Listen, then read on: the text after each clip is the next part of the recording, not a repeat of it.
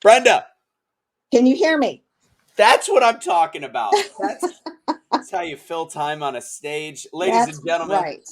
if you missed it before, you guys are really you're gonna enjoy her story. You're gonna enjoy her message. I'm excited for you. I'm looking at some of the comments of the dad jokes. It's quite funny. All right, Brenda, the floor is yours. Cannot wait for everybody to actually hear more about your story. And again, thank you for putting on this event. Thank you for your passion behind creating change. Thank you for who you were and who you've become. So, floor is yours. All right. We've talked a lot about bringing the heat already this morning. We've talked about cooking, and that's what we're going to talk about today. Change is possible, and bringing the heat that causes change. So, let me ask you this: do you need to change? Do you need to change? In some way in your life, you need to change. When we cook, what happens? How does something get cooked? You bring the heat. The same thing, like we talked about yesterday, the same water that hardens the egg softens the potato. Hmm. Are you letting life harden you or are you letting it soften you? That answer will be different for everyone because sometimes you do have to be hard on some subjects and then you have to be soft on other things. You have to go with the flow and you got to learn. And if you don't learn, then you're going to be stuck. You're never going to overcome if you're not willing to open up your mind. How do you get people to react? How do you get them to act? And how do you get them to respond? You bring the heat. How do you get people motivated? You bring the heat. Dr. Ruben West talks about popcorn. Popcorn's one of my favorite snacks. I could, eat all day long popcorn. He says popcorn by itself doesn't do anything. The oil by itself doesn't do anything. But when you put the two together and you bring the heat, you pop. That's what you need to do in life for you. You need to see what you need to make you pop. And then what happens when you're in a certain situation and you need to get into another one really quick because that situation is not good for you? You bring the heat. Somebody has brought the heat to make you move, to get the necessary things in place so that you can change. And that's what heat does. I also think it depends on the situation and why the heat is being brought. Because sometimes your own actions bring that heat. And with those actions, there's consequences. Consequences. When we say it, we think of it as bad, that consequences automatically means bad, but there could be good consequences from things too, depending on what your actions are doing. The definition of consequence is a result or an effect of an action or condition. So, what your actions and conditions that you have put yourself into will be the consequence. So, it doesn't say if it's bad, it doesn't say if it's good, but we're going to get back to this. I want to talk about my career. I opened up a janitorial company when I was probably 19, 20 years old, right out of high school, right out of getting married. And I talked a little bit about my dad's feelings about that. And I never gave him really a reason to have that faith in me, but I did it. And we built this amazing company with amazing clients and wonderful employees. But I want to talk about the process of waxing a floor. And remember, when you go through your life challenges, no matter what you are facing, nobody can ever take your knowledge from you or your experience away from you. And you can use that to better yourself and to create little analogies like I'm doing right now because I'm not in that business anymore. But waxing the floor is a process. You got to clean the tile. You got to really scrub it. You got to get all that dirt out of it, or the wax won't look good. It's going to amplify all of those imperfections. Then the tile has to be dry before you can lay the wax down. Because if you apply it on a wet floor, it's not going to adhere properly. You can apply all this stuff to your life too. You need a clean surface. You need a clean slate. You need to do the right things in order to get the results that you want. Applying that wax is even a process because it can't be applied easily. It needs to be evenly applied.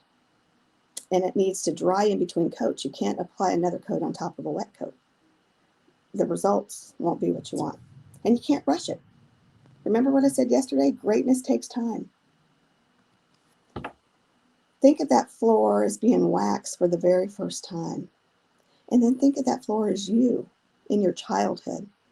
You're brand new, you're learning life, you're learning your lessons, and maybe you got your wax from your childhood and it doesn't have that many imperfections in it.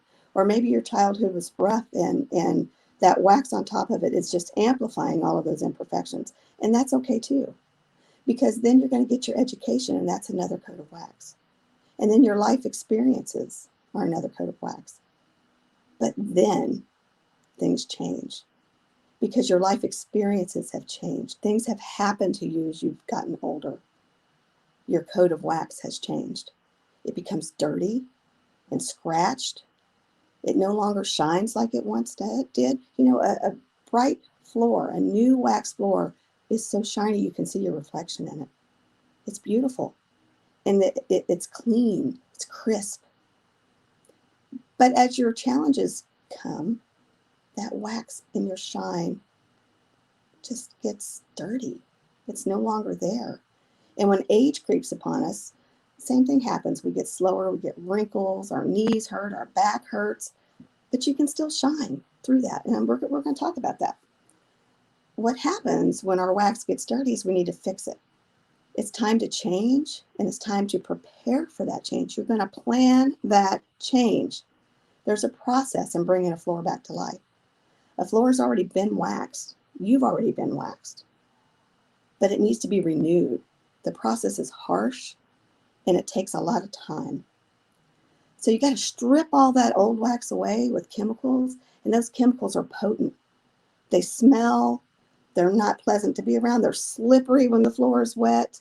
And then you got to add a buffer with a nice scratch pad on it and clean that floor. And you have to scrape the edges with a razor blade or putty knife and get in there and get all that dirt out of there. And then you have to dry those floors again and apply the wax. That is a very hard process. And it's long, and it's dirty, and it's slippery. And a lot of people just don't want to do it. They don't want to clean up their imperfections. They don't want to clean up their life. And scars will be there. Scars will be left on this floor because of that. Those scars give the floor character, though. And it shows they've been through some wear and tear, but they're still there. They have survived. Those floors are still there. So when we revive those floors, many things happen. When you revive yourself, many things happen. Those floors will shine again. They will reflect. Those floors are protected. They become a pathway. They are part of an area that people travel on. Get that? Your floor, other people are going to travel on because you are now going to become that example. You are going to become that pathway, and you're going to use those challenges to overcome and to help others overcome. Nothing stays new and shiny forever, especially if it's not taken care of. If you don't take care of yourself, if you don't take care of that floor, the shine dulls. If you don't take care of your mind, your surface gets scratched up. That floor is scratched. The wax begins to walk away. You will see deep gouges. They will be dirty and worn. And that's also how people are going to, that's how they're going to view you if you're not willing to change and you stay stuck where you are. What happens when you bring the heat? What happens when you bring that heat? What does that look like? The buffer literally brings the heat to the floor, and it melts that wax. You don't always have to strip off all of the wax. You can rejuvenate what's already there. You put the buffer on the floor. You put a nice different pad on it, not a cleaning pad, but one that's a polisher, and it brings the heat to the wax, and it melts all those scratches away. The buffer transforms that floor. That buffer renews that floor. The process is all about the heat and the pad. Applying heat and pressure to your life will smooth out those edges, will clean up your life, and get you to where you need to be.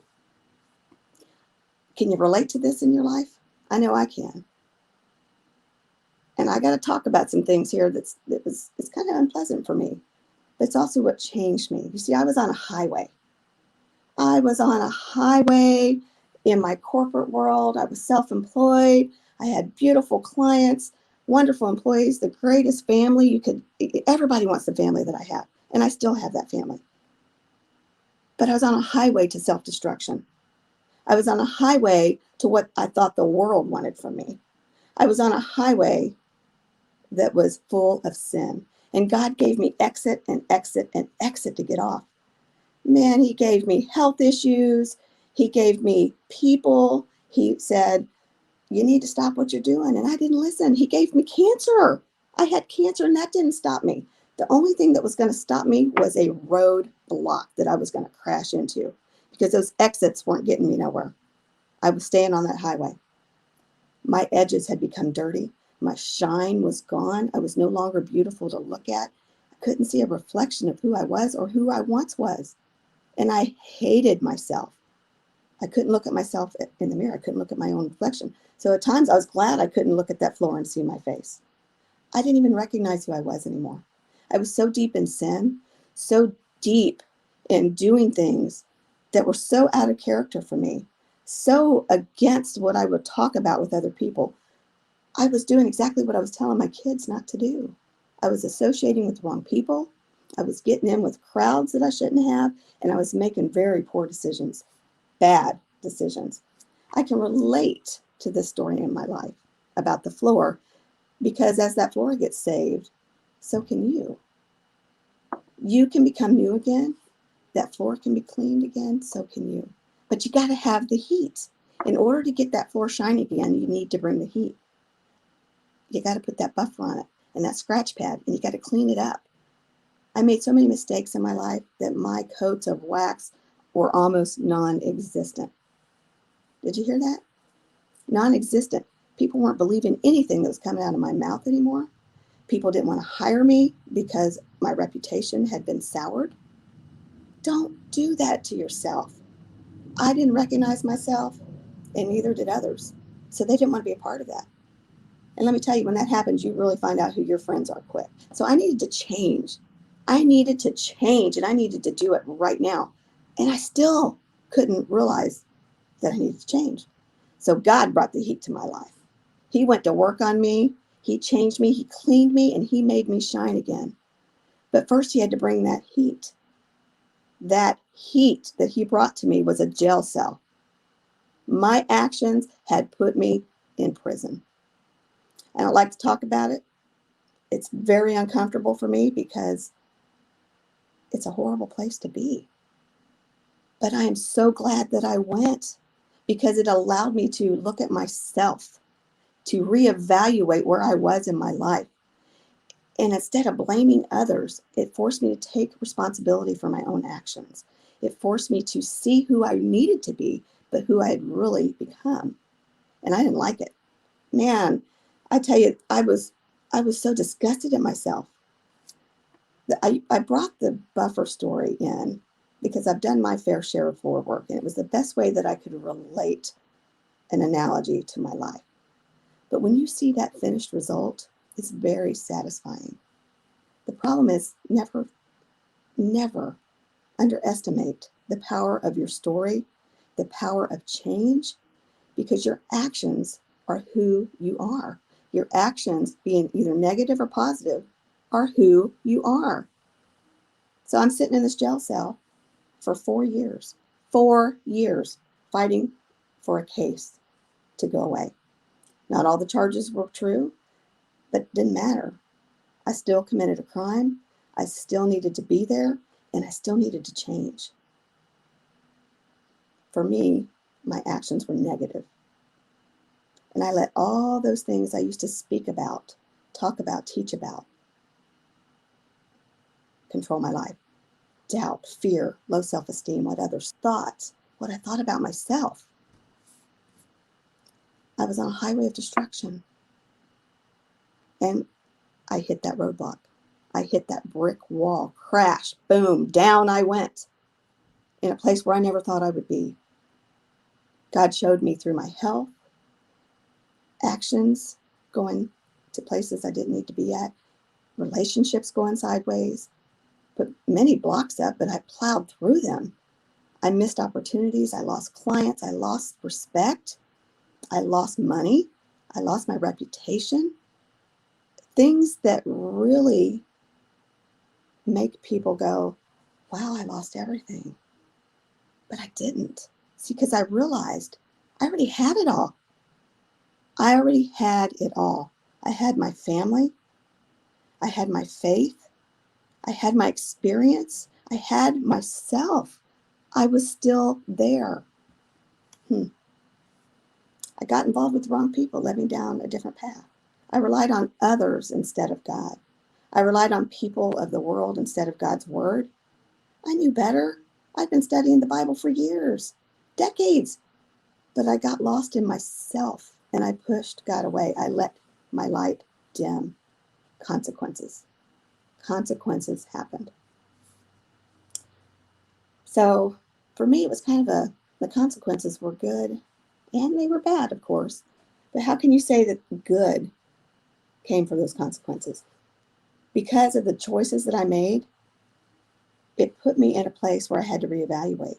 So now good is coming from that. And God tells us that He's going to use everything eventually for good. And He did. My actions uprooted me from my family for 4 years. They uprooted me from society for 4 years. They uprooted me from just being able to go out and get information. I relied on the mail and the telephone, which everything costs money in there, to communicate with my family. My actions caused me great despair. You notice I said my actions, I didn't blame anybody else, but that's kind of not true. I was blaming everybody but myself. And that had to change too. I had to change my mindset and realize that I'm where I am because of my own choices, my own decisions, and that needed to change. I took responsibility for it. I took ownership for it, and I wanted to change. I created a mindset for change. I decided I wasn't going to let jail time be a waste of my time. So I worked on myself. I was supposed to do 7 years. I got out in 44 months. Because when I was ready, God opened those doors for me. I was in a federal holding facility, and that doesn't happen. But God found a way because my heart had changed, my soul had changed, my mind had changed, my actions had changed, and it was real. Enough time had went by that I had truly changed. I was at peace in a jail cell. Fine with it. What's going to happen is going to happen. And God can bring that peace to you when you let Him do the work in you. Peace is powerful. Happiness is powerful. My prosecutor actually listened to my phone calls between me and my attorney, which is against my rights. He violated my rights. Now, he did that 6 months after I was there. It didn't come to light until about 3.5 years. 3.5 years I sat there knowing that. I could have got out because the law says the only way you're going to get out the law says that the only remedy for that when your rights are violated by a prosecutor is called prosecutorial misconduct, that they have to let the inmate out, release. God used that to get me out. And when you are right, your mindset is changed and your heart is changed. I mean, right in the way that you act. God's going to open those doors for you. He's going to set you free down the highway that you don't need exits off of. The right highway, the right path, His path. And with that is another process that I had to learn. I had to learn how to forgive. Forgiveness is powerful. I had to learn to forgive those who wronged me. I also had to forgive myself. But I had to take it a step further. You see, I had to go back and ask forgiveness from the people who I harmed and who I hurt. And some of those people didn't want to talk to me. They didn't want to look at me. They want to be nowhere around me. But I at least tried. And those doors are always going to stay open for anybody that wants to come back. We can talk about it. We can clear that table. Will the relationship be the same? Probably not. But at least that error will have been cleared. And I can have the chance to ask for forgiveness. And true forgiveness means, just like Toriano did with his mom and his dad, you saw pictures of them holding each other, embracing each other. True forgiveness means that you're going to be happy when you see that person again. You're not going to want to run the other way. And the other thing is, they don't have to ask for your forgiveness. That is something between you and God. You can forgive them without them even asking. And you're going to be free. Forgiveness is freedom. Remember, too, to always forgive others as quickly as you ask God to forgive you. You expect God to forgive you. So you need to forgive others. And with forgiveness comes love. You know, I, I sat in that jail cell and I said, I'm not going to let this be a waste of time. So I wrote books. I studied God's word and I had peace. I was in a horrible environment with peace. But you know what? I met some amazing, phenomenal people, really cool people. Because people sitting in a jail cell are just as valuable, and they're still people, as anybody else out there. They're just as valuable as you. And if you've done any time, you know that. And if you've done time, hold your head up high. You have already fulfilled your consequence. It's time for you to get back out there and make a difference. Your mindset changes when you go through the buffing of the floor. Your happiness levels come back. You shine again. The heat that you brought that was tearing you down is now building you up. Just like that floor, you have been renewed. I was renewed. I was reclaimed. I was refreshed. I was a new creature because I had accepted the punishment and agreed to make the necessary changes. And I stepped up and I did it. And it just didn't happen in one day. It took years. Years. You know, you can't do something today and then tomorrow say, I am going to change. I have changed. Just watch, because people are going to go, yeah, right, you haven't changed. You got to let that time prove it. You got to let your actions prove it. That's what this event is about, is changing your mindset, changing your actions, putting that heat and applying it where it needs to be applied in your life to smooth out those edges, to make you clean again, to make you whole again, so that you can go out and help others, return that favor, help others along the way. It doesn't matter what they've been through. Help them through it. Because I'm telling you, behavior can change. Behavior can change. Love is part of forgiveness. Love yourself. Admit the things you've done wrong. Get it out there. I talk about my incarceration, even though it's hard for me. That way nobody can bring it up and use it against me. They're not going to come back later and say, you know what, she did time, all this thing, she did this, she did that. Get out ahead of it. Because if you're open about your problems and your mistakes, nobody can use that against you. And when you're right with God, he says, no weapons formed against you shall prosper. So who cares what everybody else is saying? Get on your own path. Love heals all things. It endures all things. It makes relationships valuable. I experienced love on so many levels. I experienced the love of Christ in that jail cell that I would have never probably experienced had I not been there. It connected me to so many different emotions, things that I was missing out on. God connected me to God. I experienced that love from him, experienced love from my family at a completely different level, my friends, and myself. Because see, when you love yourself and you love what you're doing, you're going to stay on the right path. You're going to find that purpose. You're going to find that identity. You're going to find that passion, and you are going to do it. That's what love and forgiveness can bring to you. Okay, so I want to talk about success for a minute before we get off of here. My definition of success is doing what you love while earning an income to live on. Doing what you love while earning an income to live on. It's not about the house, the car, the job. When you love what you do, you're not working. You're fulfilling that purpose. It doesn't matter what you do for a living. If that's what you want and that's what your purpose is and your passion is, then do it. And if you can make a living at it, even better. Are you in a job you hate? Do you need to change your living environment? Are you stuck? Are you depressed? Are you living in fear? Are you living in denial? Are you ready to change? Are you ready to change? And are you ready to make the steps to make that change? Who rules your kingdom? We talked about that yesterday. Who rules it? Do you rule it? Or does the world rule it? Do others rule it? Or does God rule it? Who do you want to rule it? Who do you want in your life? Who do you want beside you? What do you want out of life? And what do you want life to be like? Those are my questions that I want you to ask yourself. I want to know, who's ruling your kingdom? I also want you to know that you are strong. You are good enough. You are beautiful. You are smart. You can have it all. You can be happy. You can be successful. So let me ask you again, who rules your kingdom? Back to you, Anthony.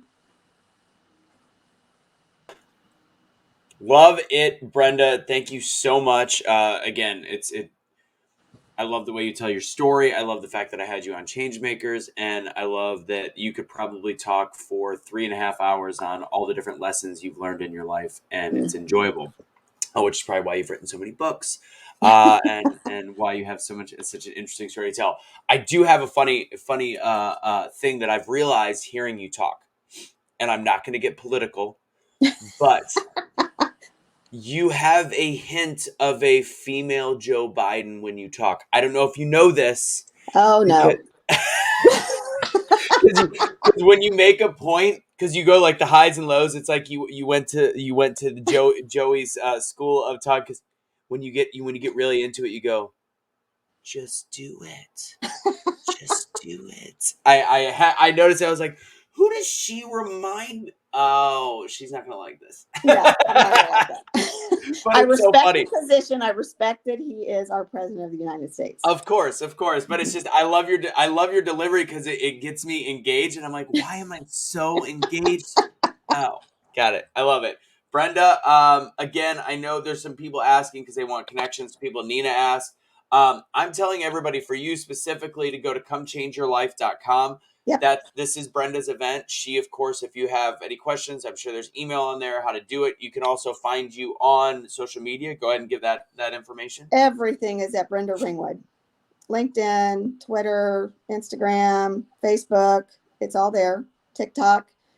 Best way to get in touch with me is you can text me 913-957-3693. I want to hear your story. Say it one more time. Say that phone number. 913-957-3693. Text me. I don't always answer because I'm in the middle of things, but I will get back to you. Make sure you tell me who you are in the text and where you heard me from. I want to hear your story. I want to hear about you. Let's see how we can apply that heat to your life. There it was again. Tell me about you. Come on. Well, the conference is about becoming the best you. So Barbara, I know she's got to leave a little bit today. If you have to leave,